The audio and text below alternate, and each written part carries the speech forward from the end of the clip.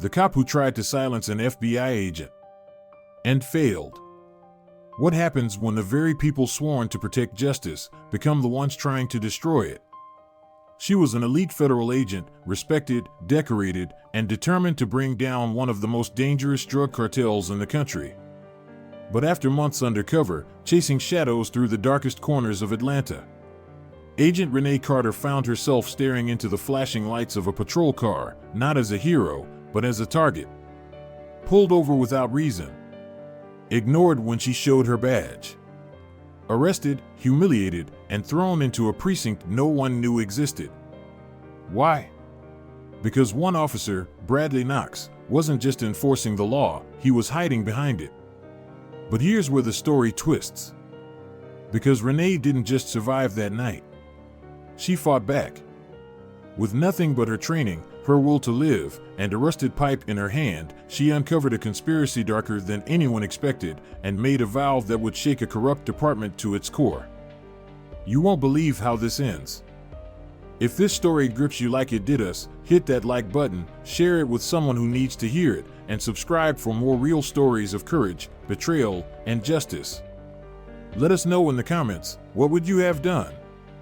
It was one of those warm Atlanta afternoons where the sun painted the sidewalks gold and the streets buzzed with the usual city life, kids laughing near ice cream trucks, horns honking, people crossing in front of cars like they owned the road.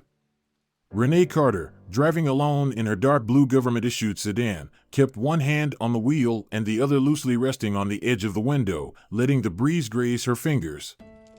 She was tired, but not the kind of tired sleep could fix. It was the kind of weariness that settled deep in your bones after too many months chasing something dark and dangerous.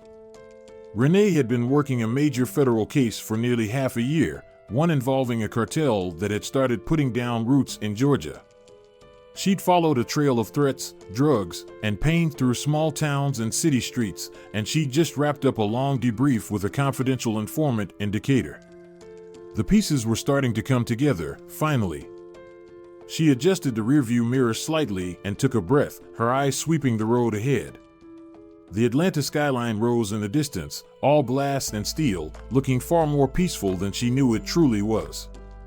She was headed back to the field office downtown, a stack of notes in her mind and 100 things she still needed to file once she got in. But for a moment, she allowed herself the luxury of silence. No one calling her name. No voices crackling in her earpiece. Just the rhythm of tires on pavement and the faint hum of talk radio drifting from the dashboard speakers. Renee had been with the Bureau long enough to earn the respect of her peers, though it hadn't come easy. A black woman in federal law enforcement wasn't something everyone expected to see, and she'd had to work twice as hard to prove she belonged. But she did belong. She'd built a career out of going after people no one else wanted to cross. And this cartel? She was close. She could feel it. One more lead, maybe two, and they'd have enough to start pulling the whole operation apart. Her eyes narrowed slightly as she passed a stretch of trees lining the median. Something in her gut twisted, one of those feelings that had kept her alive more than once. But there was nothing there. Just her nerves playing tricks again. She told herself to let it go. As she slowed near a red light, Renee looked over at a small group of teenagers crowding a corner gas station, their laughter spilling across the street. They reminded her of her nephew, Marcus, same age, same sharp wit. She hadn't seen him in weeks. Her sister had called a few days ago, asking when Renee would visit. Maybe once this case wrapped. Maybe. The light turned green. She eased her foot back on the gas, careful as always to follow the rules of the road. She wasn't in a rush. The paperwork waiting on her desk wasn't going anywhere. Still, she couldn't shake the heaviness pressing on her chest. It wasn't just the case, it was the whole thing. The long hours. The danger. The loneliness that crept in at the end of every shift.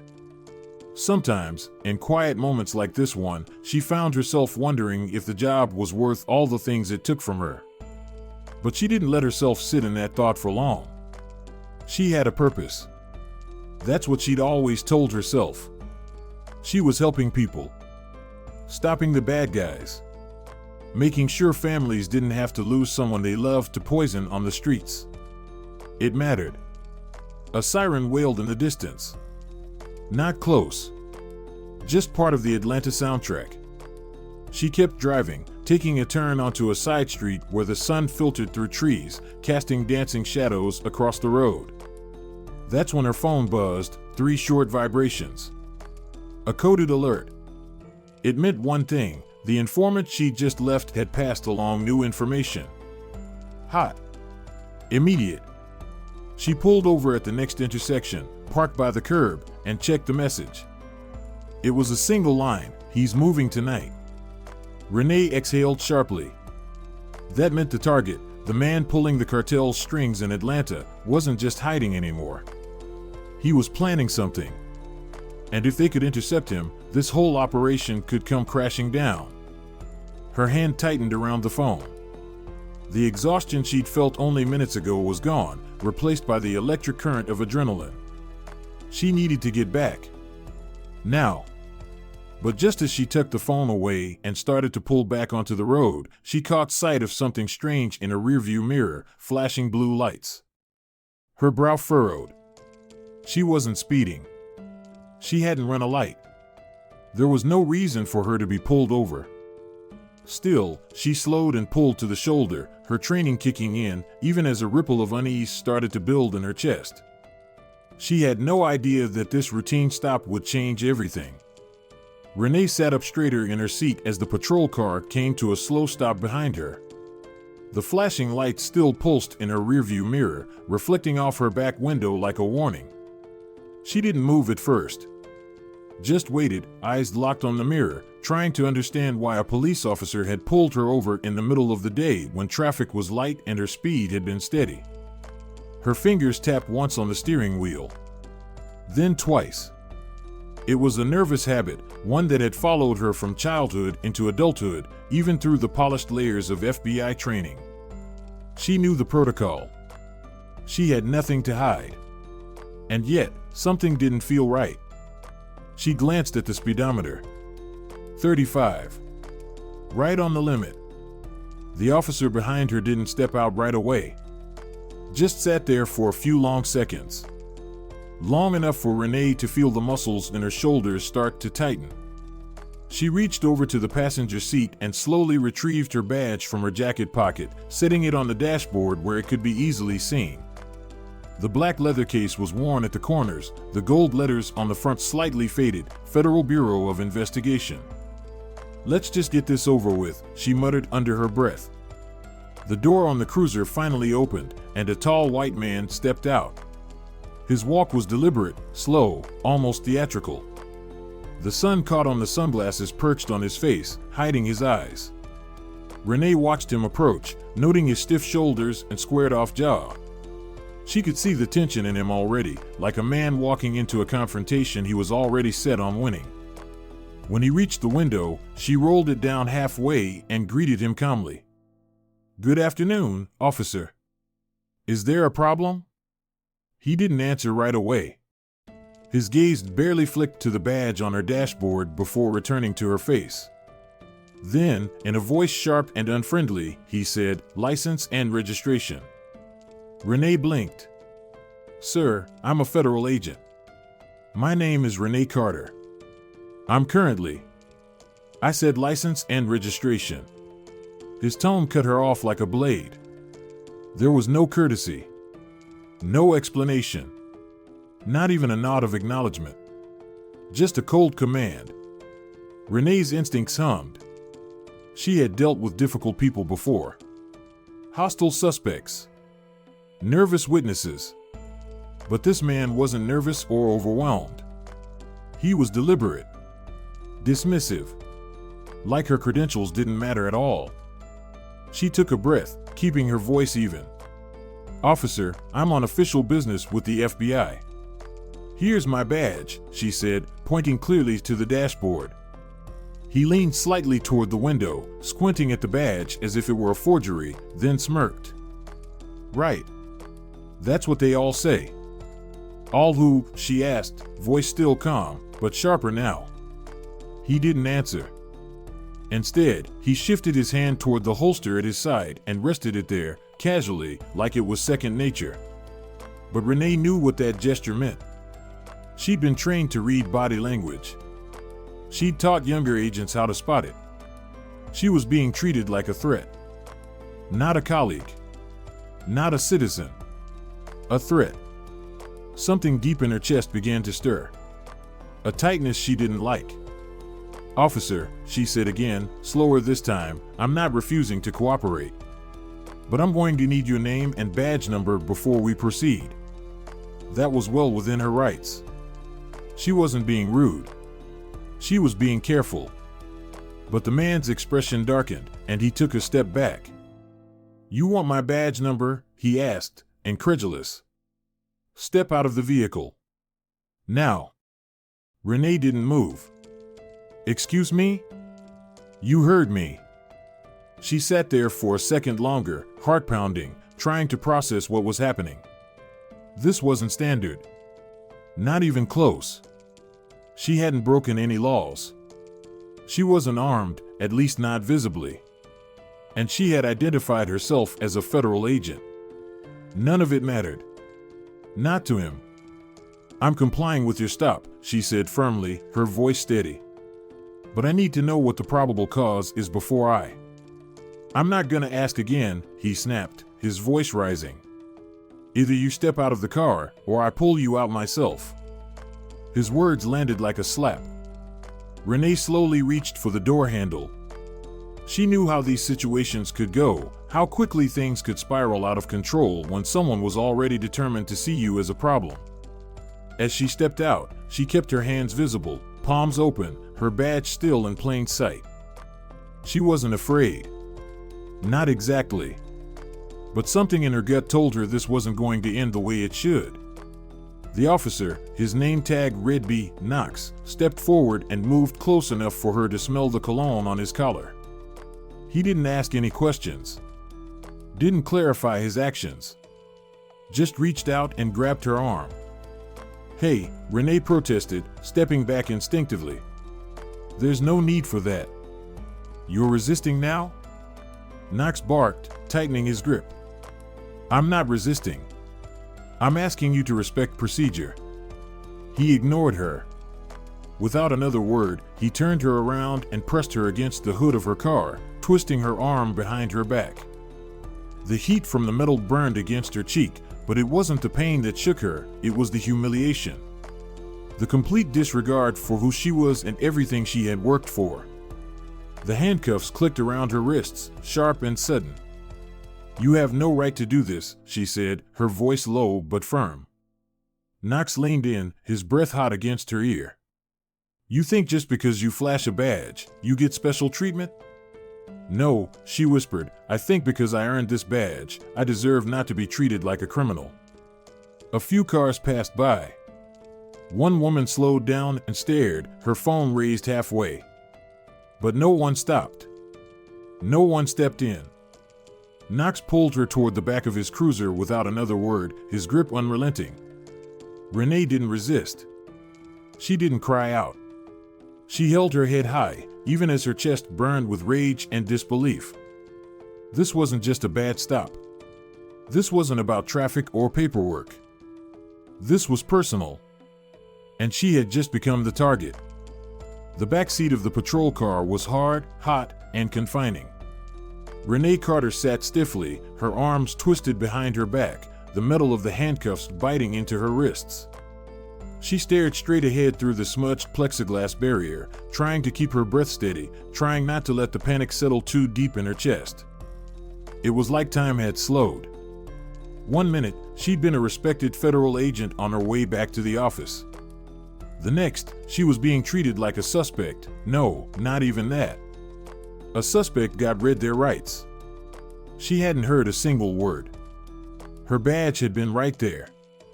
Clear as day on the dashboard. Her identification card too. But Knox hadn't cared. He'd barely glanced at it before demanding she exit the vehicle.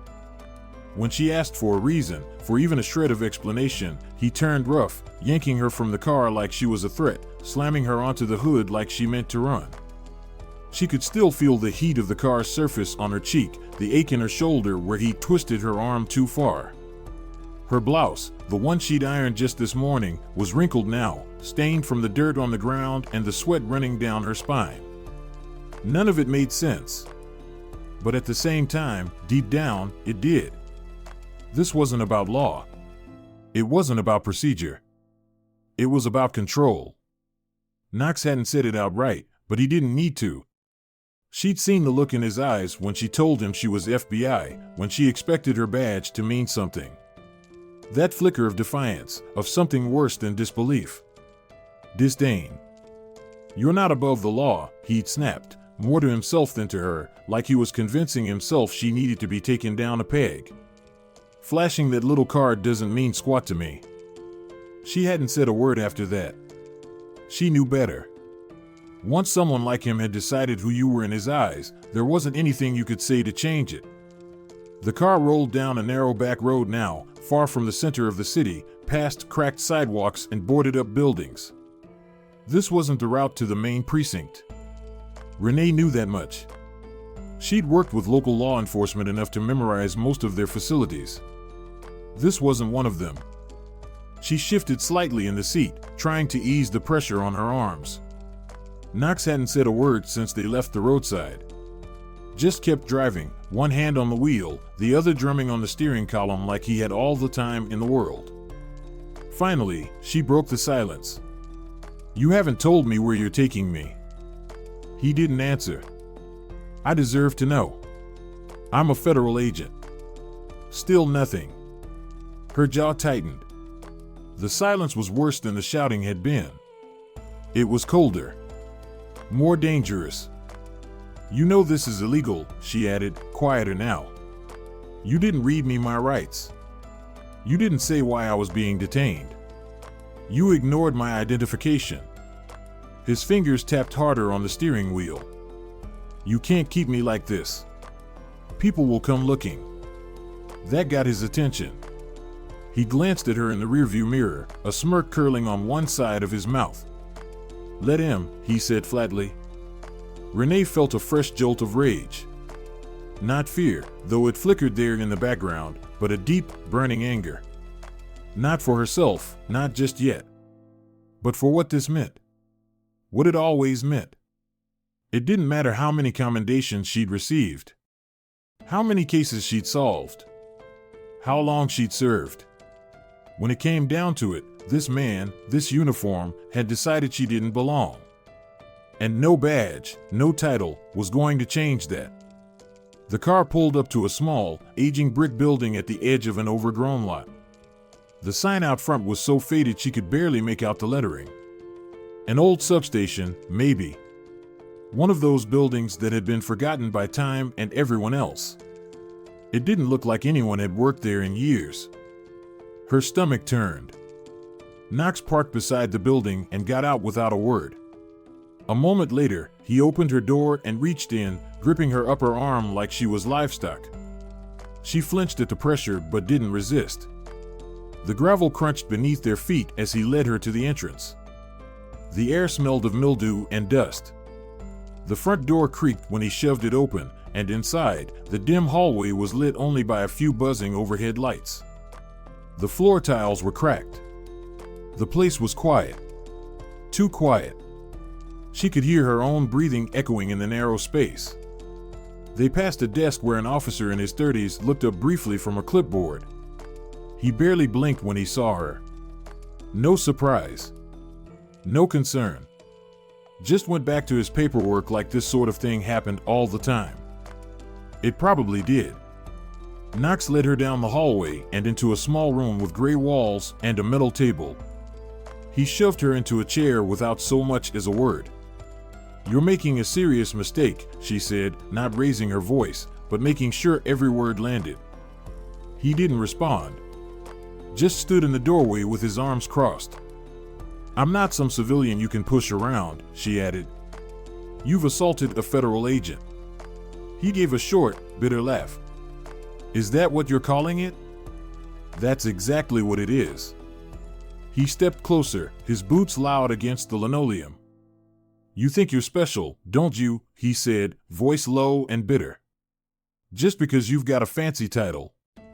A shiny badge. No, she said calmly. I think I've earned the right to be treated with respect. He leaned in closer, close enough that she could see the sweat beading on his forehead. Not out here, you haven't. They stared at each other for a long second. Then he turned and walked out, slamming the door behind him. Renee exhaled slowly, her heart pounding. Her wrists were still cuffed behind her back. The metal chair was ice cold against her skin. She tilted her head slightly, listening for any voices, any signs that someone else was around. Nothing. She was alone. No one had followed. No one had come looking. Not yet. But they would. She wasn't going to let this stand. She wasn't going to disappear in some dusty back room in a city she'd spent her career trying to protect. Not now. Not ever. The air in the room was stale. No windows. Just walls painted a dull yellow-gray, like the color had once meant something but had long since given up. The only sounds were the quiet buzz of a flickering light above and the occasional creak of an old pipe somewhere in the walls. Renee Carter sat still in the cold metal chair, her hands still cuffed behind her back. The cuffs had been digging into her wrists for over half an hour now, and her arms had started to go numb. She shifted once to ease the pressure, but it didn't help much. She was trying not to let it get to her, not the pain, not the waiting, not the way no one had said a word to her since Officer Knox slammed the door and left her sitting there like a stray dog. There had been no booking, no paperwork, no Miranda warning, nothing that resembled procedure. Just silence. She tilted her head back slightly, letting her eyes drift to the ceiling. She could still see his face, Knox, leaning in too close, practically sneering at her. Not out here, you haven't, he'd said. As if all her work, all her sacrifice, didn't mean anything the moment she crossed into his little world. He didn't see her as an agent, or a professional, or a woman with authority. He saw her as someone to silence, someone to humiliate. She gritted her teeth as a wave of anger rolled through her. Not just at Knox, but at the whole system that allowed men like him to hide behind a badge and a uniform while stepping on everyone who dared to stand taller than them. She thought of her late father, a veteran who had raised her to believe in honor and rules and doing the right thing, no matter what. He would have been proud of what she'd accomplished, but he also would have warned her, they'll come for you when they feel threatened. And now here she was. The doorknob jiggled, and Renee sat up straighter, the metal scraping beneath her. The door creaked open, but it wasn't Knox this time. A different officer stepped in, young, maybe in his early 30s. Lighter build. Nervous energy in the way he carried himself. His eyes flicked to hers, then quickly away, like he didn't want to look too long. He held a clipboard in one hand and avoided eye contact as he cleared his throat. Agent Carter? She nodded. That's me. He hesitated before speaking again. I was told to, check on you. Get your basic info. You've had my badge and ID for over an hour, she said calmly. Everything you need is on there. So why am I still sitting here? The young officer swallowed hard, then looked back toward the hallway like he was hoping for backup that wasn't coming. I'm just doing what I was told. By Knox? He didn't answer, but the silence was answer enough. Renee leaned forward slightly. You know this isn't right. Holding a federal agent without cause? Without logging anything? That's not just bad police work, that's a federal offense. The man's hand trembled slightly as he scribbled something on the clipboard. I'll let them know. Before she could say another word, he turned and left, closing the door behind him. Renee sat back again, letting her head rest against the wall behind her. The metal from the cuffs felt even colder now. Her wrists were starting to swell, and a sharp tingling ran down her fingers. It wouldn't be long before they went completely numb. The minutes dragged on, each one heavier than the last. Still no one came. Still no sound from the hallway.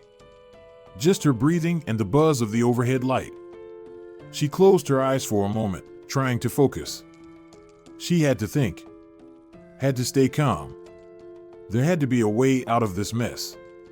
Someone at the bureau would start looking for her eventually, especially when she didn't check in. But that could take hours. Maybe longer. She opened her eyes and looked around the room again. Nothing useful. No phone. No clock. No mirror.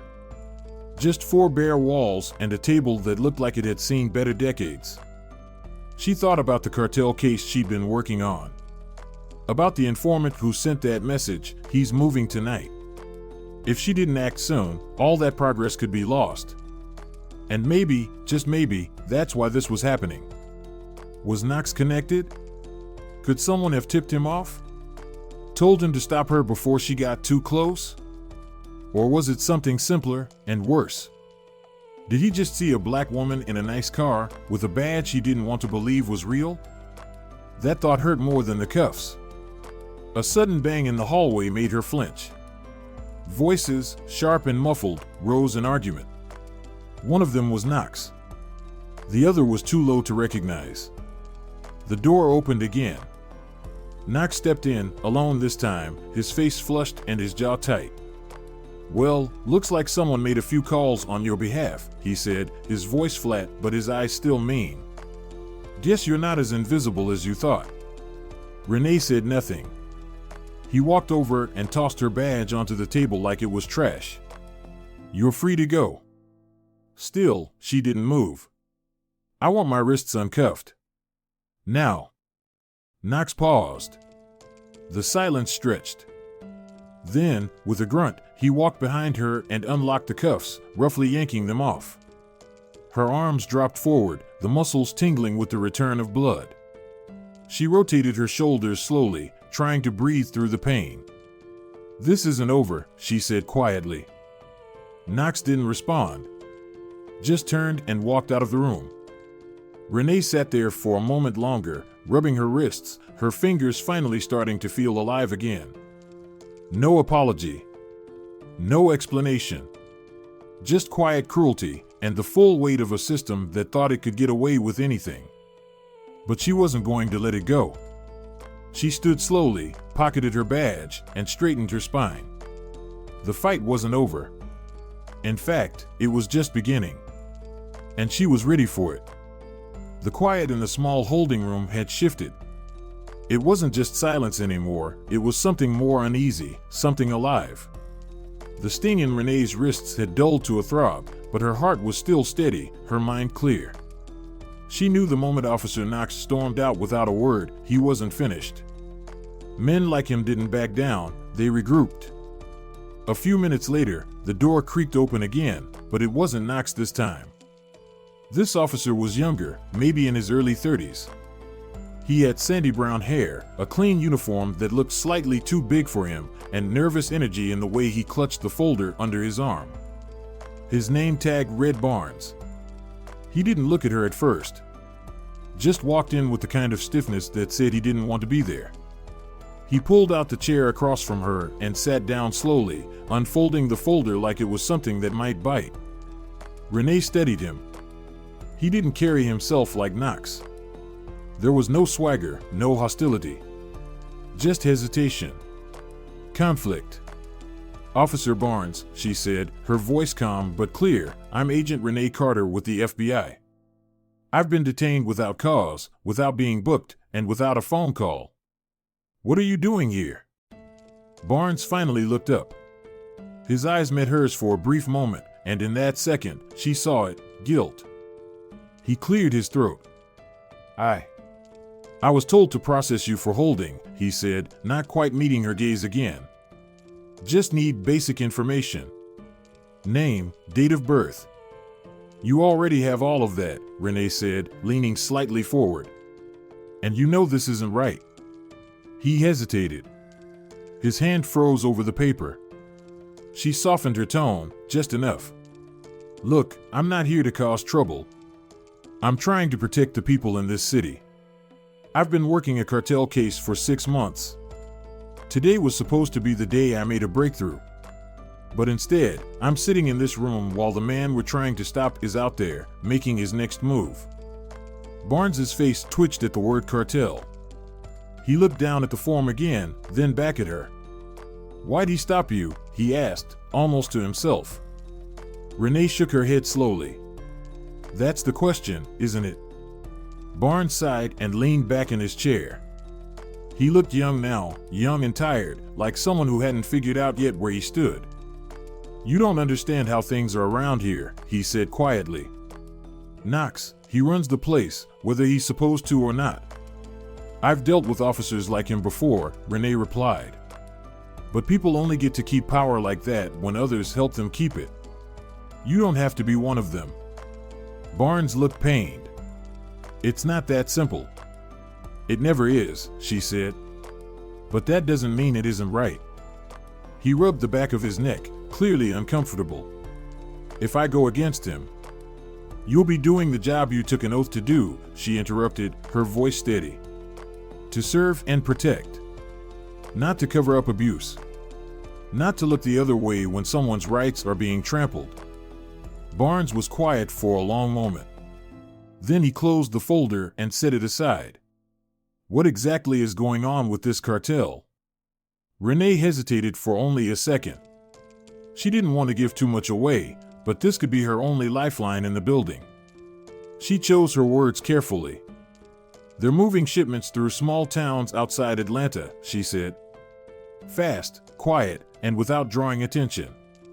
We think someone on the inside has been helping them, tipping them off. Today, I got a message from an informant. Said the head of their local operation was making a move tonight. That's why I needed to get back." Barnes swallowed hard. "And instead you got stopped. And dragged in here like a criminal," she said. "No reason. No paperwork. Just a man with too much power and not enough oversight." He looked toward the door. "Knox doesn't trust feds. Says you all walk in here like you own the place." "We don't want to own anything," Renee said firmly. "We want to work with you. But that means accountability has to go both ways." Barnes nodded slowly, still staring at the wall. "He's not going to let you walk out of here. Not without something to show for it." "Then help me," she said. "Find a way." He finally looked back at her, and this time his expression had changed. There was still hesitation there, but also something else. Resolve. "I'll see what I can do," he said softly. Renee met his eyes and gave him a small nod. "Thank you." Barnes stood, picked up the folder, and headed toward the door. Just before he opened it, he paused. "If I help you, you have to promise me something." "What's that?" "That this doesn't get buried. That what's happening here doesn't just disappear in a report." Renee gave him her word. "It won't. I promise." He nodded once and slipped out, the door closing quietly behind him. For the first time since she'd been dragged into the station, Renee felt something close to hope. It was a small thread, fragile and frayed. But it was there. And sometimes, that's all you needed.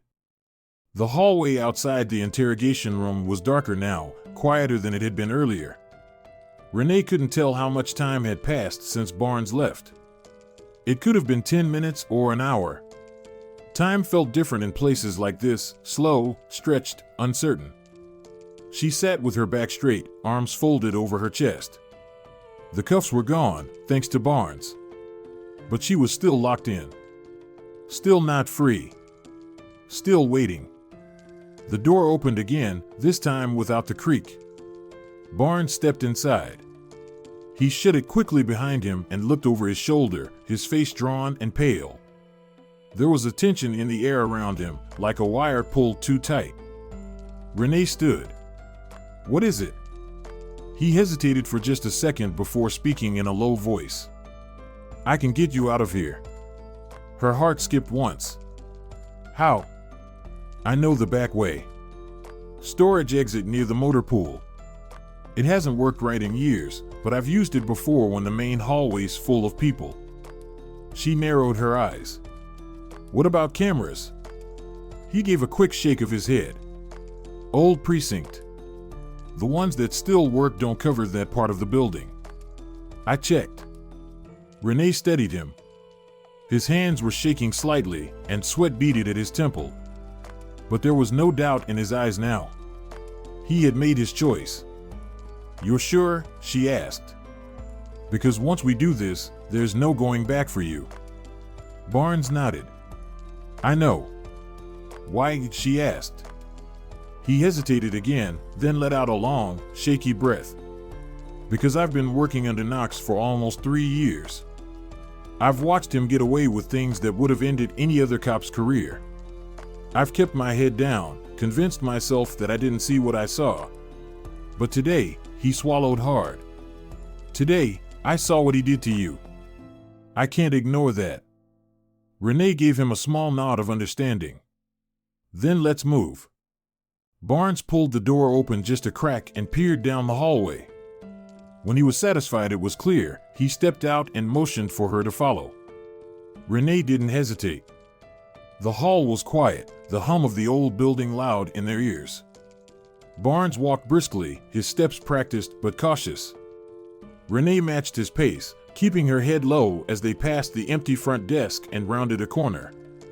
Every sound felt louder than it should, the scuff of a shoe on tile, the faint jingle of keys in Barnes' hand, even the rustling of her blouse against her jacket. Renee's senses were sharp, trained. But this wasn't just about escaping. This was about what came next, what it would mean if they actually made it out. Barnes led her through a narrow doorway and down a dim corridor that smelled like dust and oil. Shelving units lined the walls, cluttered with old paperwork and broken office supplies. At the end was a plain metal door. He stopped in front of it and pulled out a key. This leads to the alley, he said. Once we're out, we can cut behind the lot and avoid the cameras near the main street. Renee scanned the hallway behind them. And Knox? He's in his office. Got a call a few minutes ago, started yelling about someone messing up a report. That'll keep him busy if we're quick. He slid the key into the lock. It stuck for a moment, then turned with a loud click. The door creaked as he pushed it open. A cool gust of night air rushed in, stirring the scent of old pine cleaner and rust. Renee paused in the doorway and looked at Barnes. You don't have to go any further. He looked surprised. What? You've done enough. I can find my way from here. You still have a chance to cover yourself. Barnes shook his head firmly. If I let you walk out there alone and something happens to you, I couldn't live with that. Renee gave a faint smile. Then let's finish this. They stepped outside into the shadows. The alley was narrow and lined with chain-link fencing. A dumpster sat to their left, and a patch of tall grass swayed along the back of the lot. The city buzzed faintly in the distance, muffled by the thick night air. Barnes shut the door quietly behind them and led her along the edge of the fence. They moved fast, sticking to the darkest patches. Renee's heart pounded, not from fear, but from the sheer adrenaline of it. Every step took her closer to freedom, and closer to a reckoning. At the far end of the alley, a beat-up gray sedan sat under a crooked street lamp. Barnes fumbled for his keys as they approached. Not exactly bureau standard, he said with a nervous chuckle.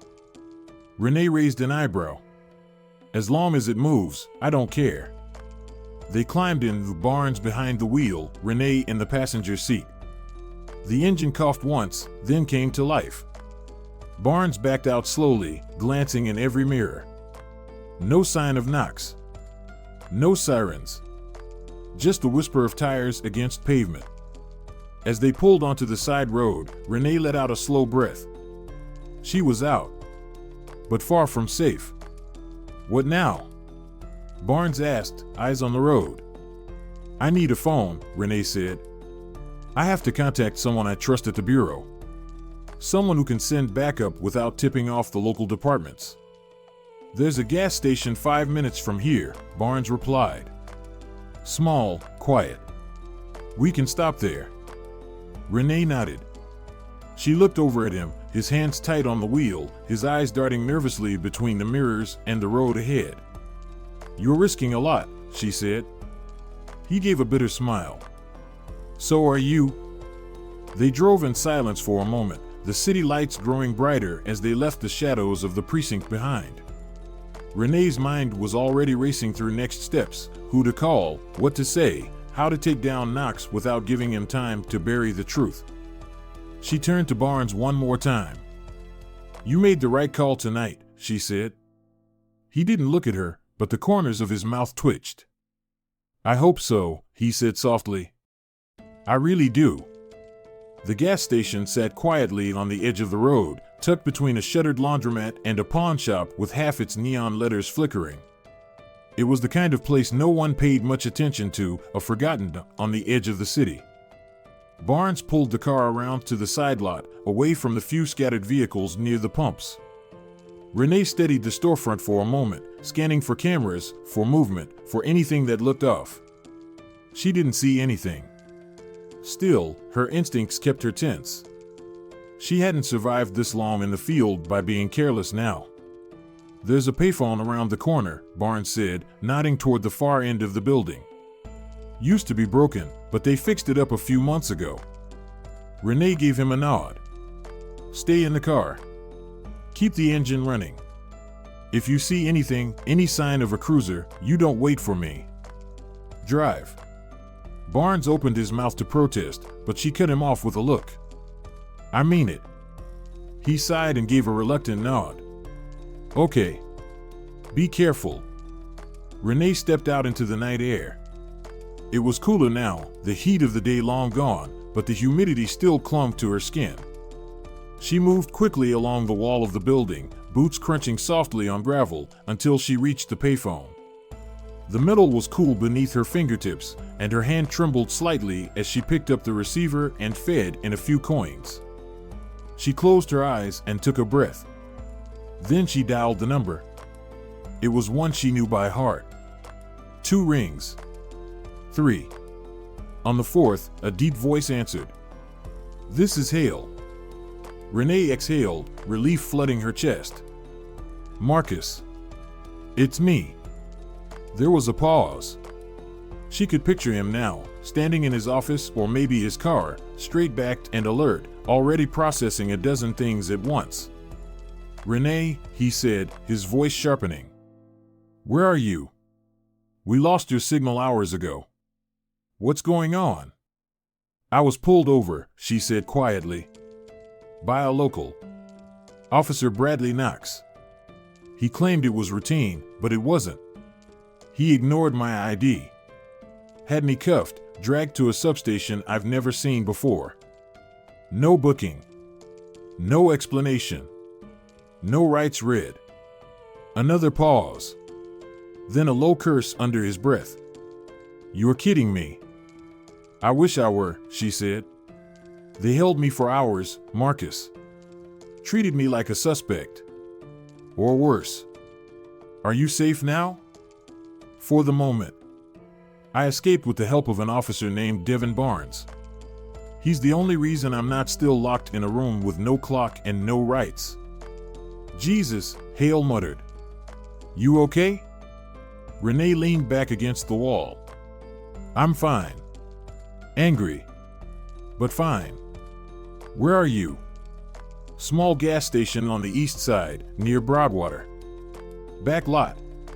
We need to move fast, Marcus. I think Knox knew I was onto something.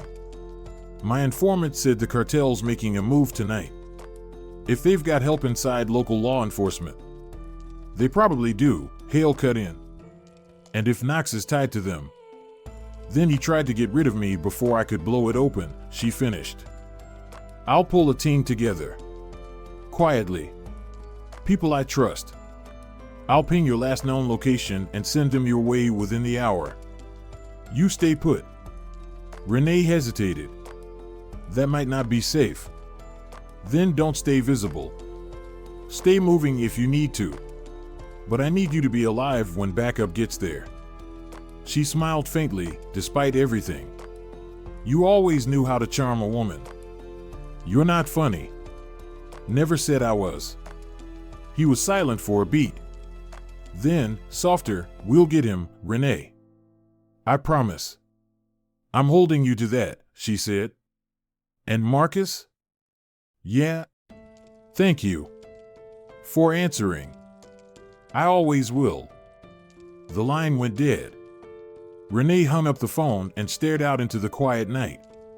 The street was still empty. The breeze carried the faint smell of gasoline and asphalt. But for the first time since Knox pulled her over, she felt like she had ground beneath her feet again. She walked quickly back to the car and slid into the passenger seat. Barnes looked at her expectantly. Did it go through? It went through, she said. Help's on the way. He let out a breath. Good. But until they get here, she added, scanning the mirrors, we're still on our own. Barnes nodded. Then we stay sharp. They pulled out of the lot and disappeared down the road, headlights off for the first mile. And in the distance, trouble was still coming.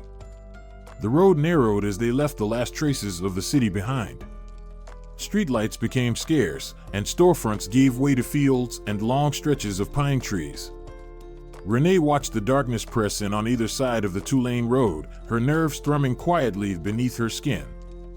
Barnes kept his hands tight on the wheel, jaw clenched, eyes flicking to the rearview mirror every few seconds. Almost there, he said, voice low. She nodded without answering. Her phone was useless, confiscated back at the precinct, and the payphone call with Marcus had taken less than 2 minutes, but she knew that might have been all the time Knox or someone else needed to catch their scent. Eventually, they turned off the main road and into a gravel lot beside an abandoned rest stop. A rusted picnic table leaned sideways under a crooked pine, and the skeletal remains of a vending machine stood nearby, long dead. The only light came from the moon breaking through a ragged cluster of clouds above. Barnes cut the engine, plunging them into near-total silence. Renee sat still, listening. Crickets chirped, faint and uneven. The wind rustled through the trees. Somewhere far off, a dog barked once, then fell quiet again. She hated this part, this waiting. It was always the stillness before something went wrong. Barnes shifted in his seat. We shouldn't stay long. We don't have a choice, Renee said. If we keep moving, we'll risk crossing paths with Knox or his friends. Here, at least, we have cover. He didn't argue. Renee leaned back in her seat, trying to stretch the tension out of her neck. Her wrist still ached from the cuffs. Her shoulder had started throbbing again from the way she'd been slammed against the hood. But it wasn't just her body that hurt, it was something deeper. Something heavier. She had always known the job came with danger. She'd been in tight spots before, chased suspects through alleys, stared down armed criminals. But this was different.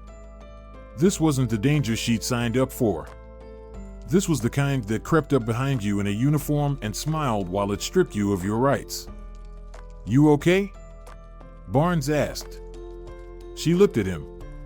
His face was pale in the moonlight, his eyes shadowed but sharp. I will be, she said.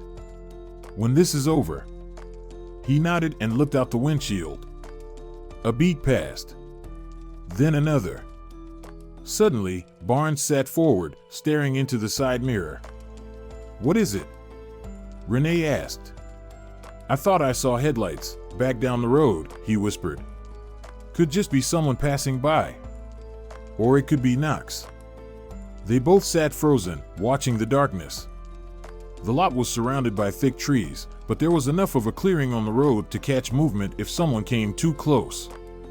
Renee's hand drifted instinctively toward her waistband, where she usually carried her weapon.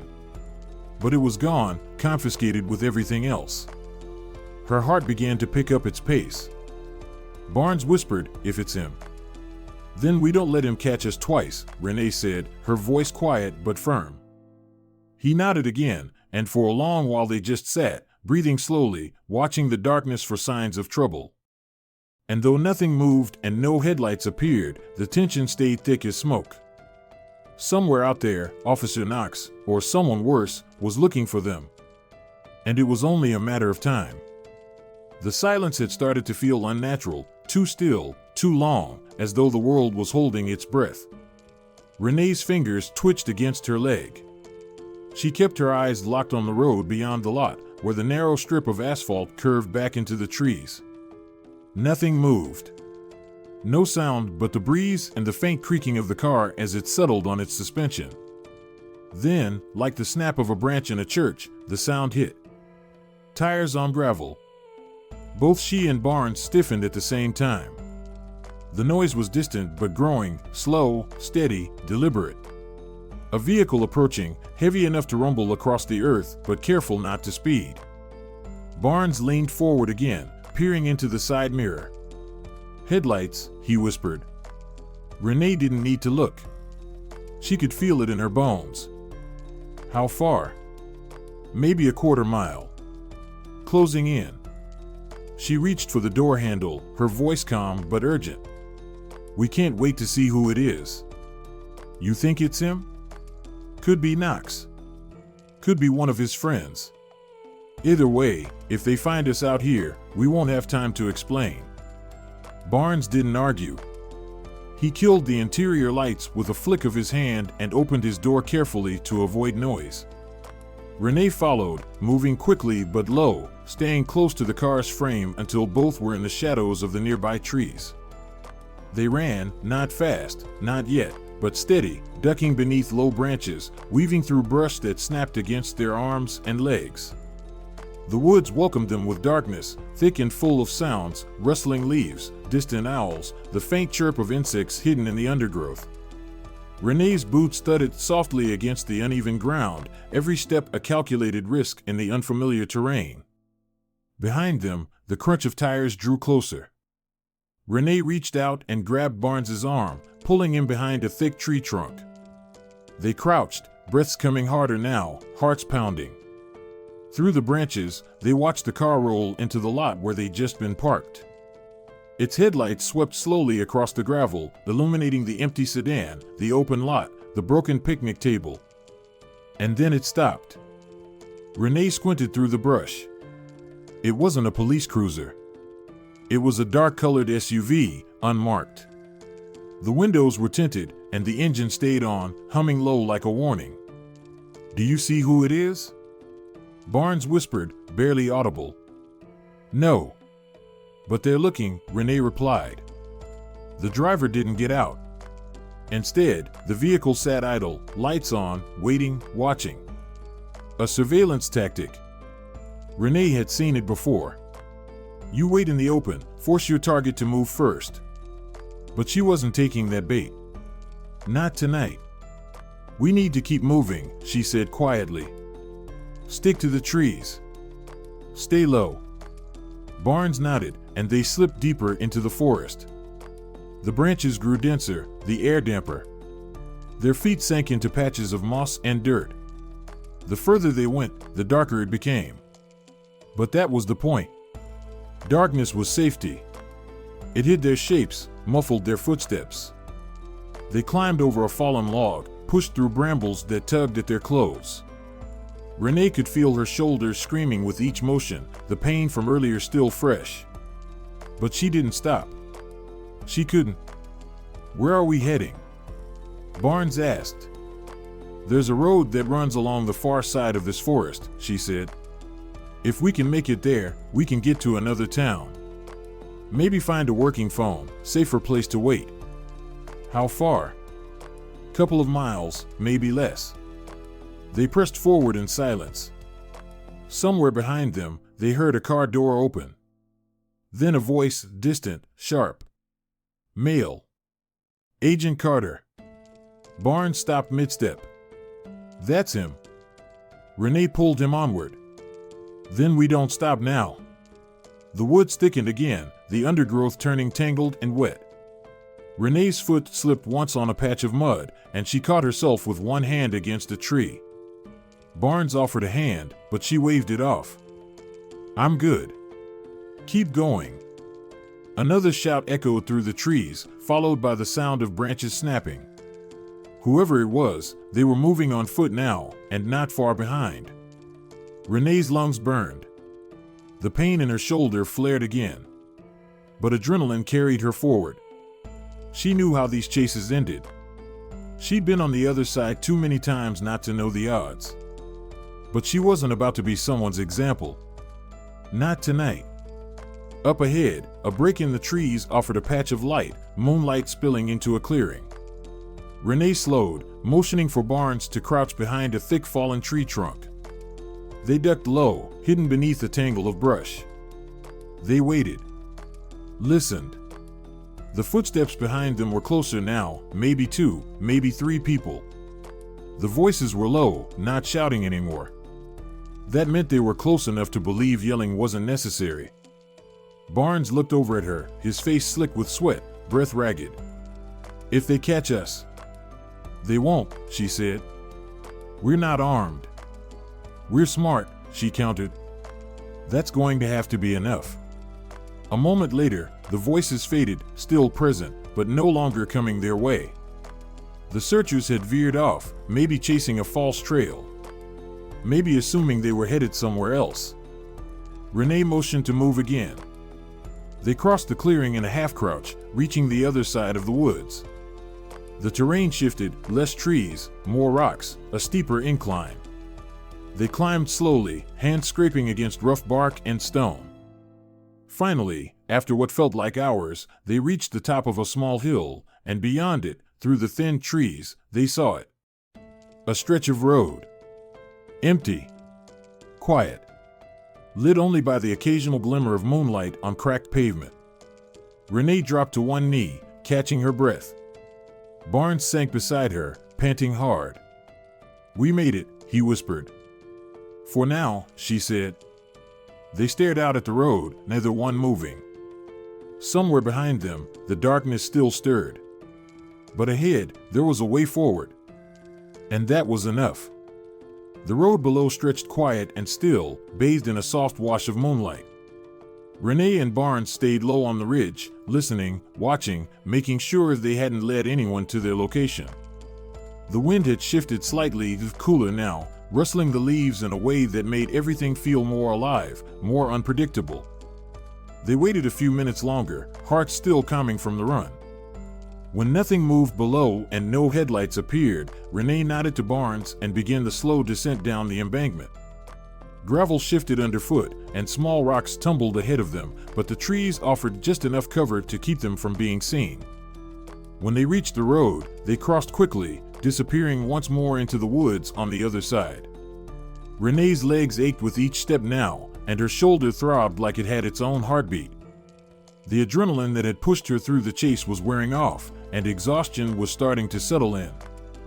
Barnes was quiet too, his breath labored, his footsteps heavier.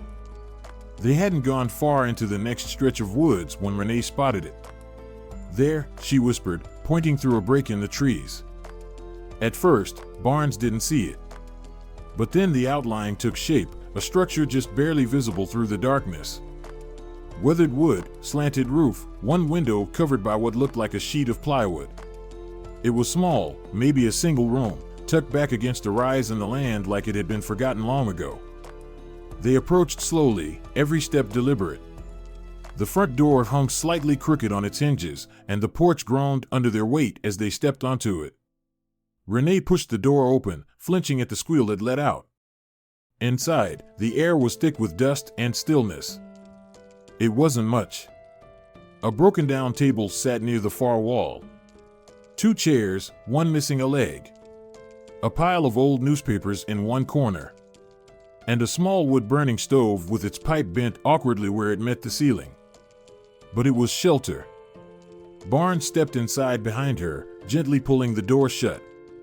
"Doesn't look like anyone's been here in years," he said, voice low. "Good," Renee replied. "We need a place to breathe." She moved to the window and pulled aside a ragged old curtain, just enough to peek outside. Darkness pressed up against the glass, dense and quiet. No lights. No movement. Just trees and shadows. Barnes took one of the chairs, carefully, and eased himself down. He rubbed a hand over his face, smearing away sweat and dirt. "You think they're still out there?" Renee let the curtain fall back into place and turned toward him. If Knox knows we're alive, he's looking. If he doesn't, he'll figure it out soon. She lowered herself onto the edge of the table, stretching her sore legs. Her hands trembled slightly as she flexed her fingers, still sore from being cuffed too tightly, too long. She could feel the bruises forming beneath her sleeves. Barnes looked at her. "I've never seen anything like this. Not up close." Renee met his gaze. "I have." He looked down, shame flickering across his features. "I'm sorry." "You're trying to make it right," she said. "That counts for something." The wind picked up outside, brushing against the walls with a soft, steady moan. The wood creaked in response, the entire structure feeling like it might collapse under its own memory. They sat in silence for a while. Just breathing. Just listening. Finally, Barnes spoke again. "Do you think your team's close?" "I hope so," Renee said. "Marcus won't leave me out here. He knows something's off. He'll follow the trail." She looked around the cabin again, noting the cracks in the walls, the broken floorboards, the rot in the corners. "This isn't a place to stay long. But we can rest. Just for a little while." Barnes nodded and leaned back in the chair, his eyes fluttering closed for a second before snapping open again. Renee didn't sleep. Couldn't. Not yet. But for the first time that night, she let herself relax just enough to stop running. And somewhere outside that fragile shelter, danger was still creeping closer. The wind outside had picked up, rattling the window pane like a warning. Renee sat upright on the edge of the table, her eyes fixed on the door. Every creak of the old wood sounded sharper now, each gust of wind more urgent. She hadn't slept. Neither had Barnes. He sat in the broken chair, arms crossed, foot tapping nervously against the floor. They were too exposed here. No locks. No escape routes. Just thin walls and shadows. "I don't like this," Barnes whispered. "Feels like we're just sitting ducks." "We needed the pause," Renee replied. "But you're right. We can't stay here much longer." Barnes stood and stretched, the motion stiff. "We should go before the sun comes up." Renee was about to nod when she heard it. A sound outside. Not the wind. Not an animal. Footsteps. She raised a hand, silencing Barnes instantly. They both turned to the window, eyes locked on the dark woods outside. Renee moved to the side, staying out of the line of sight. Her heartbeat thudded in her chest like a drum. There it was again, crunching gravel, slow and deliberate. Then a voice. Low. Sharp. Drawn out like a threat. "Agent Carter." Barnes's face went pale. Renee didn't move. She crouched by the window and carefully lifted the edge of the curtain. A figure stood at the edge of the clearing, bathed in faint moonlight. One hand rested on his belt, just inches from his holstered weapon. The other held a flashlight, its beam off, as if he didn't need light to hunt. Knox. Renee could feel the tension radiating off him even from inside the cabin. His posture, the way he walked forward, slow and measured, it all screamed confidence, control. He thought he had her cornered. And maybe he did. "Come on out," Knox called. "Let's not make this harder than it has to be." Barnes stepped back from the door, his hands trembling. "How did he find us?" "He's probably been circling this area ever since we left the road," Renee whispered. "Waiting for movement." "A mistake." "Well, we made one." The porch creaked under Knox's weight. Barnes reached for the small metal pipe they'd found earlier, a rusted thing, heavy enough to do damage if it came to that. He handed it to Renee.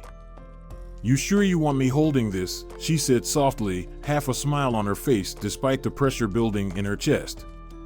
"Better you than me," Barnes whispered. "You actually know how to use it." A hard knock pounded against the door. Then another. "Last chance," Knox barked. "I'm coming in either way." Renee didn't answer. She moved to the side of the door, back against the wall, the pipe gripped tightly in her hand. Barnes stayed behind her, just out of view. There was a pause. Then the door burst open with a loud crash, the wood splintering where the old lock gave way. Knox stepped inside, his silhouette wide in the doorway, his presence filling the room like smoke. He didn't see Renee at first. He took 2 steps inside. That's when she moved. "Don't," she snapped, stepping out from the wall, the pipe raised and steady. Knox froze. His hand twitched toward his holster, but Renee was faster. "I'm not here to play games," she said, voice low and deadly calm. "You've already made one mess. Don't make another." Knox's eyes narrowed, and his voice turned cold. "You think I'm scared of you?" "No," she replied. "I think you're scared of being exposed." He chuckled once. "You really think you'll make it out of this with your job? You assaulted an officer, ran from custody. That's not a good look, even for the Bureau. You mean after you cuffed me illegally, ignored my credentials, and tried to bury me in some backroom station? I don't know what you're talking about." "Of course not," she said. "But I do. And so does he." She nodded toward Barnes, who now stood at the back of the cabin, breathing hard but steady. Knox turned, his eyes flashing. "You?" Barnes didn't flinch. "Yeah. Me. I saw everything. And I'm not covering for you anymore." Knox's smirk faltered just slightly. "You're throwing away your career," he said darkly. "No," Barnes said. "You did that the moment you dragged a federal agent out of her car like she was trash." Silence filled the room. Then Knox moved, but not for his weapon. Instead, he raised his hand slowly. "You gonna arrest me with a pipe?" he asked Renee, voice mocking. "No," she said. "But the people pulling up behind you? They will." Knox blinked. Outside, faint at first but growing louder, came the sound of tires on gravel. Fast. Purposeful. Flashing red and blue lights cut through the trees a moment later. Knox's jaw clenched. Renee stepped forward, the pipe still in her hand. "This is over," she said. And this time, he didn't argue. The red and blue lights outside flickered through the broken window like lightning trapped in glass. Knox's silhouette was frozen in place, hands raised halfway in mock surrender, but the tight set of his jaw told Renee everything she needed to know. He wasn't giving up. Not really. His pride wouldn't let him. Renee held the pipe steady, her grip firm despite the tremble in her exhausted limbs. The weight of it was comforting in a way. It gave her something solid, something real, in the chaos of everything that had spiraled so far beyond reason. "Don't be stupid," she said. "You're surrounded. It's done." Knox didn't blink. "You think backup means anything?" he sneered. "I've seen people wriggle out of worse. You won't even make it to the debrief before someone buries this whole mess." "I'm not here to play politics," she snapped. "You crossed the line." His smirk faltered again, only for a breath, then returned sharper, uglier. "That's the thing about lines," he said. "They only exist if people are willing to enforce them." And then he moved. Fast. Too fast for someone who looked so composed only a moment ago. His hand shot to his belt, not for his gun, but for a tactical flashlight holstered at his hip. He grabbed it and hurled it at her face like a missile. It was a distraction, a feint, but Renee had seen it before, trained for it, drilled it 100 times. She ducked low. The flashlight flew past her and slammed into the wall. And that's when he lunged. Barnes shouted behind her, but she didn't hear the words, only the thud of boots on the wooden floor and the sudden blast of movement in front of her. Knox barreled toward her like a battering ram, arms out, ready to tackle her to the floor. Renee pivoted on instinct, the rusted pipe still gripped in her hands. She swung it hard, from her side, like a batter at the plate. The metal connected with a sickening crack against his shoulder. The impact jarred her wrists, but Knox let out a strangled shout and stumbled sideways, his momentum broken. "Back off," she shouted. But he didn't. He just growled, like an animal, and charged again, ignoring the pain. This time, he reached her, his shoulders slamming into her side and sending her crashing into the table behind her. The air rushed from her lungs, and the pipe clattered to the floor. Her vision blurred for a second. Knox loomed over her, his breathing ragged, his hands reaching for her throat. "I should have finished this when I had the chance," he spat. Renee twisted, her fingers scrambling along the floor. She felt splinters, dust, the cold bite of the pipe. She grabbed it and drove it straight into his ribs. He let out a gasp, sharp, surprised, and reeled back just enough. Renee didn't wait. She surged forward and swung again, this time upward, catching him across the jaw. The sound was dull and final. He crashed backward into the wall, then dropped to his knees. Barnes ran forward, breathless, wide-eyed. "Renee." "I'm fine," she said, panting, the pipe still raised like a sword. "Stay back." Knox groaned, one hand pressed to his side, the other trembling near his waistband. "Don't," she warned. But he didn't listen. He reached for something, maybe his gun, maybe his pride, and Renee had no choice. She struck again, this time at his forearm, the blow ringing out through the cabin like a bell. He collapsed fully then, groaning, clutching his arm, cursing under his breath. "Stay down," she hissed, her chest heaving. "Stay down, or I swear I'll put you through the floor." He didn't get back up. Barnes crouched beside her, eyes wide with disbelief. "You could have killed him." "I didn't," Renee said, her voice cold. "But he would have killed me." A moment later, boots pounded across the porch. The front door burst open, and several armed agents in FBI tactical gear swept in, weapons drawn, flashlights cutting across the room like searchlights. "FBI," someone barked. "Hands where we can see them." Renee dropped the pipe. It hit the floor with a hollow clang. Two agents moved quickly toward Knox, who was groaning on the ground. They rolled him over, cuffed him without ceremony, and began calling in medical support. Another figure strode in through the doorway, a tall man in a black windbreaker, his face lined with worry that shifted to fury when he saw her. "Renee." Agent Marcus Hale's voice cut through the noise like a lifeline. She let out a shaky breath, finally letting her body sag with the weight of what she'd just done.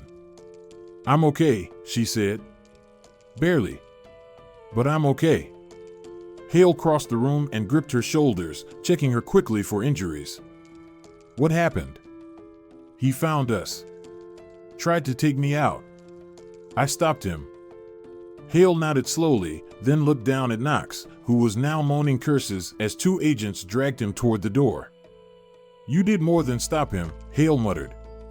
"You ended this." Renee shook her head. "Not yet." Hale raised an eyebrow. "There's a network," she said. "Knox was just one piece. But I've got enough now to trace the rest of it."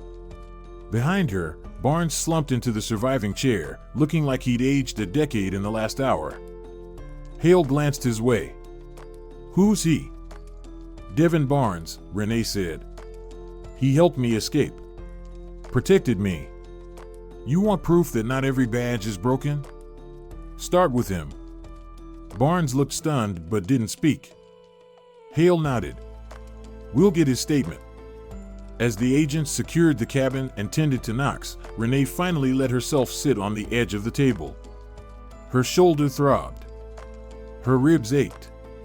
Her hands were blistered from gripping the pipe so tightly.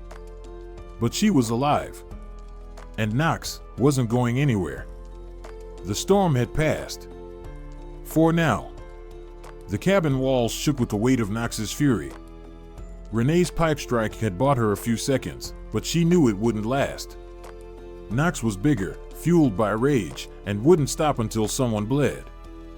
Barnes stood frozen near the corner, his breath shallow, wide eyes fixed on the chaos unfolding in front of him. Renee saw him there, caught between fear and instinct, and she made the call. "Barnes," she shouted, swinging the pipe again to keep Knox at bay. "Get out. Get help, now." He didn't move at first. "Go," she barked, locking eyes with him. "I've got this, go." His jaw clenched, torn between loyalty and fear. He looked down at Knox, who was already trying to rise, rage twisting his face, and then back at Renee, fighting, outnumbered, outgunned, and yet refusing to back down. That made up his mind. Barnes bolted toward the door, yanked it open, and vanished into the night. Branches slapped against him as he ran full speed through the trees, his flashlight bouncing in his pocket and used. The road was over a mile away, maybe more, but adrenaline pushed him forward. His chest heaved. His legs burned. But he didn't stop. Because somewhere in the back of his mind, he heard her voice again, firm, commanding, alive. "Go." She'd stayed behind to buy him time. The least he could do was make sure it wasn't wasted. Up ahead, through a break in the trees, he spotted faint light, headlights, maybe, or the reflection from a distant patrol beacon. He angled toward it, crashing through underbrush, not caring about the noise anymore. Let them hear him. Let someone hear him. He stumbled out of the woods and onto a gravel road just as a pair of headlights turned the corner. An SUV, black, unmarked, but official. Barnes waved both arms, stumbling toward it. The vehicle skidded to a stop, and two agents jumped out, guns raised. "FBI," one barked. Barnes raised his hands, panting hard. "Agent Carter, she's under attack." Back at the cabin, in the woods, Knox found us. The agents exchanged a glance, then waved him into the vehicle. "Show us." Barnes didn't hesitate. He climbed in and pointed back the way he'd come, already reaching for the radio. "She's holding him off, but she needs backup now." The agent hit the gas, tires kicking up dust, and they vanished into the trees. And as the vehicle sped toward the cabin, Barnes could only pray that he hadn't been too late. The sound started as a hum, distant and low, almost like a memory. But then it grew. Renee tilted her head toward the window, still gripping the pipe with both hands. Her arms trembled from exhaustion, her breathing ragged. Knox was on the ground now, curled on his side, muttering curses between pained gasps. He was hurt, but not enough to be harmless. Not yet. Then she heard it clearly. Sirens. Getting closer.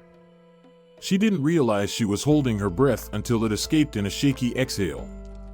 The high-pitched wail echoed through the woods like a call from heaven. And for the first time in what felt like hours, Renee allowed herself to believe that maybe, just maybe, she'd live to see the sun rise. She backed away from Knox, keeping her eyes on him, and moved toward the doorway. Her legs felt like stone. Her shoulder throbbed. But she reached the porch, stepped outside, and saw them. Flashing lights. 3 vehicles, headlights cutting through the trees, red and blue reflections dancing off branches like 1,000 fireflies. Gravel kicked up beneath their tires as they sped up the narrow access road toward the cabin. Renee dropped the pipe. It clanged softly against the wood. Her knees buckled slightly, but she held herself upright.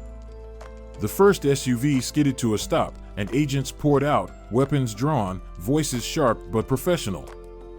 "FBI. Hands where we can see them." Renee raised both hands, stepping forward.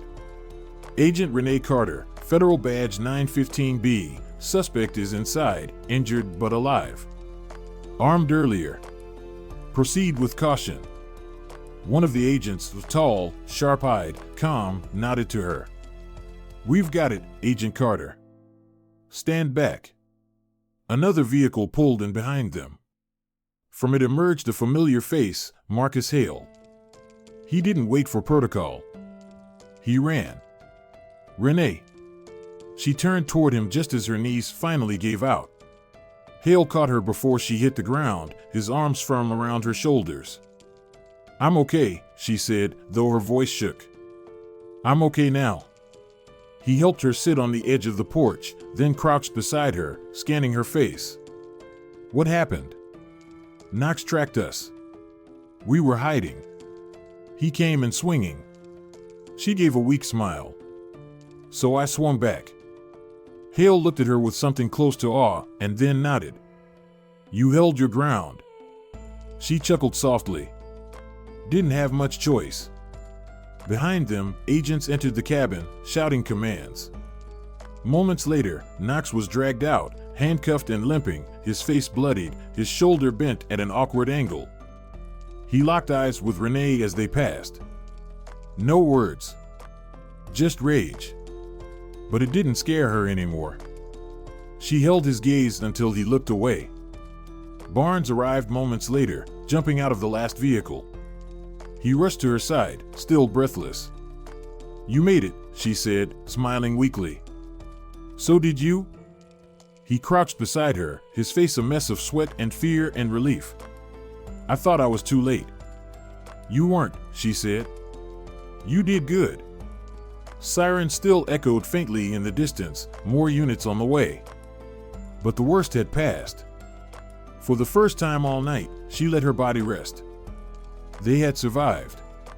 And justice, real, hard-earned justice, had just begun. The flashing lights bathed the woods in streaks of red and blue. Renee sat wrapped in a gray emergency blanket, her back resting against the side of the FBI SUV. Her head throbbed with a dull ache, and her body ached with every breath, but she was alive. She was safe. For the first time in hours, she allowed herself to close her eyes and breathe. Agents moved like a well-oiled machine around her, securing the cabin, logging evidence, checking the wooded perimeter for any sign of accomplices. Barnes stood nearby, giving his statement to Hale, who scribbled notes but kept glancing back at Renee with quiet concern. Then someone shouted, "Where's Knox?" The words sliced through the air like a blade. Renee's eyes flew open. She pushed herself upright, ignoring the spike of pain in her shoulder. "What did you say?" An agent ran toward Hale. "He was in custody, we had him in the second vehicle. But the back doors weren't locked properly. He slipped the cuffs." Renee's heart dropped. "How long ago?" 10, maybe 15 minutes. We thought he was still in the car. We didn't realize until we were preparing to transport him." Hale's face hardened. "Search the area. Now." Agents scattered like ants, flashlights sweeping through the trees, radios crackling with hurried updates. But Renee already knew. Knox was gone. The rage that boiled in her chest wasn't fear, it was fury. Fury at a system that still wasn't airtight. At the cracks that always seemed to open up when it mattered most. She had him. She had him. Barnes moved beside her, his expression stricken. "I thought they had him locked down." "He's not just a dirty cop," Renee said bitterly. "He's a survivor. Men like him know how to slip away when things don't go their way." He was waiting for an opening. Hale approached, his voice low. "We'll find him. He won't get far." Renee shook her head slowly. "He's not running scared. He's running smart. And he's not done yet." She stood on shaky legs, her face pale but her spine straight. "He thinks he still has power," she said. "We need to prove he doesn't." Hale gave her a nod, grim and steady. "Then let's finish what you started." The woods swallowed the light once again, and somewhere in the darkness, Bradley Knox vanished into the night. But this time, he wouldn't stay hidden for long. Renee Carter was coming for him. Dawn was breaking when Renee finally stepped away from the SUV. The woods around the cabin were slowly waking, bathed in the faint orange glow of a rising Georgia sun. Birds chirped tentatively in the branches above, and a mist clung to the ground like a whisper that hadn't yet lifted. She walked past the cabin, stepping carefully around the tire tracks and footprints that marked the scene of everything that had happened. The front door still hung open, crooked on its hinges, like the entire place was exhaling after a night of holding its breath. Knox was gone. The thought echoed in her chest louder than the sirens ever had. The man who dragged her from her car, mocked her credentials, put his hands on her like she was nothing. He'd slipped away right under their noses. Slipped through a gap in the process, just like men like him always seemed to. But this time, she told herself, that would change. She stood still beneath the crooked porch roof, letting the air settle around her. The soreness in her limbs had settled into a deep ache, the kind that only came after surviving something that should have broken her. Behind her, Marcus Hale approached, walking slowly, respectfully. He said nothing at first. Just stood beside her, arms crossed, eyes scanning the trees. "We should get you to a hospital," he said quietly. "I'll go," Renee replied. After what?" She looked at him, her face lined with exhaustion but lit from within by something stronger, resolve. "I want to see the report. Every detail. I want his badge flagged in every system from here to California. I want his last known addresses, financials, the officers he's worked with. If he's got a safe house, I want to find it. If he has people protecting him, I want their names." Hale watched her for a long moment, then nodded. "You'll have it." Renee turned back toward the woods. "He knows how the system works. That's why he's so dangerous. He's used it to hide, to hurt people. But I've been in this game long enough to know one thing: sooner or later, everyone makes a mistake. Even him. Especially him," Hale added. A gust of wind passed through the trees, rustling the leaves overhead. Renee tilted her head up toward the sound, letting the breeze move across her skin. "I won't let this be another file buried in some drawer," she said. "I won't let it end here." Hale didn't try to talk her down. He knew better. "You sure you're ready for that fight?" "I've been fighting it my whole career," she said. "Only now, I know who I'm really fighting." He offered a half smile. "You sound like someone who's already won." "No," she said softly. "But I sound like someone who's not done yet." Behind them, agents continued sweeping the area, collecting evidence, logging every broken branch and trace of blood. But out here, it was quiet. Peaceful, even. And maybe that was the most surreal part, how a place that had held so much fear only hours earlier could now feel like the starting line for something new. Renee took a deep breath and turned to head back toward the vehicles. Barnes stood near the second SUV, arms folded across his chest, watching her with cautious hope. He looked like someone still wrestling with guilt and uncertainty, but also like someone who'd made the choice to step into the light. "Agent Carter," he said, as she approached. "For what it's worth, I meant what I said back there. I'm going to testify. I'll sign whatever I need to." She gave him a nod. "Good. Because your voice matters. People like Knox thrive in silence. You break that silence, you take their power away." Barnes shifted awkwardly. "I never thought I'd end up on this side of the line." Renee looked at him, steady and calm. "Lines only matter when you choose which side to stand on. You chose right." He looked relieved by that, maybe even proud. Hale opened the rear door of the SUV and gestured toward it. "Let's get you checked out. Then we'll talk about next steps." Renee nodded and climbed in slowly, the pain in her shoulder flaring one last time as she settled into the seat. As the vehicle rolled away from the cabin and back toward civilization, she looked out the window at the trees passing by. Knox was out there somewhere. But so was she. And now he knew she wasn't afraid of him. He'd underestimated her once. He wouldn't do it again. Because Renee Carter wasn't just going to survive. She was going to bring him to justice. No matter how long it took. No matter what it cost. Life often reveals its truest lessons not in comfort, but in confrontation. What Agent Renee Carter endured wasn't just a battle against injustice, it was a testament to the quiet strength we all carry when we're pushed to our limits. In life, there will be people like Knox, those who abuse power, twist truth, and expect silence in return. But there will also be those like Renee and Barnes, people who rise, speak out, and choose the harder path because it's right. For many of us, especially as we grow older, we reflect more on legacy, on what we stood for, and what we refused to ignore. This story reminds us that courage isn't always loud. Sometimes, it's the decision to stand your ground when you're tired.